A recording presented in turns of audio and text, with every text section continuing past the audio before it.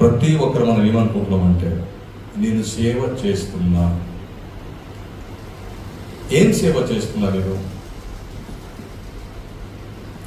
Car ఎక్కి వస్తున్నా, కారులో వేసి, చర్చ్లో వేసి, ఇక్కడి నుంచి వెళ్తున్నా, మళ్ళీ కూర్చుంటున్నా, మళ్ళీ వెళ్ళిపోతున్నా. లక్షల మంది నా దగ్గరికి రండి, నేను ఎవరి దగ్గరికి వెళ్ళాను.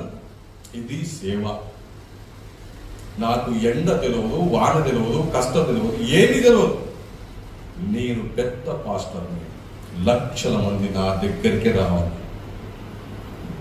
యేసు ప్రభు గారు 12 మంది శిష్యుల్ని కొన్ని మాటలు చెప్పి పంపించారు.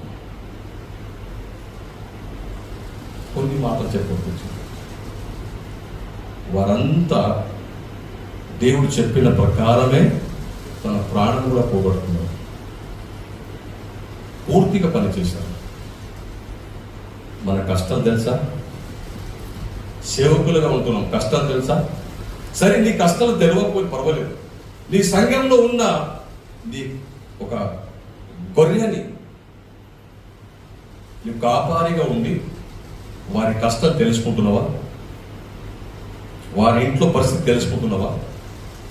చాలా మంది పెద్ద పెద్ద సంఘానికి వెళ్ళే వరకు ఒక మాట చెప్తున్నాడు, పేరు తీసుకో.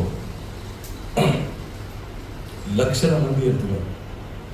కనీసము నీ గురించి నీ కాపారికి తెలుసా అని అడుగుతున్నాడు. నీ పరిస్థితి ఆయనకు తెలుసా? నీ పేరు ఆయనకు తెలుసా? ఆయన కూడా వెళ్తున్నాడు. నీకు ఆయనకు రిలేషనే లేదు. నీ గురించి ప్రార్థన ఏం చేయాలన్నా నీ పరిస్థితి ఆయనకు తెలుసా? తెలియదు. బైబిల్ అంటుంది, సంఘ కాపారికి ఆయన పరిస్థితి తెలియాలంట. గొర్రె కాపారి అనేవాడు, నేను చెప్పాను కదా, గొర్రెల్ని మేపేవాడు కాపారి, మేసేవాడు కాపరి కాదు.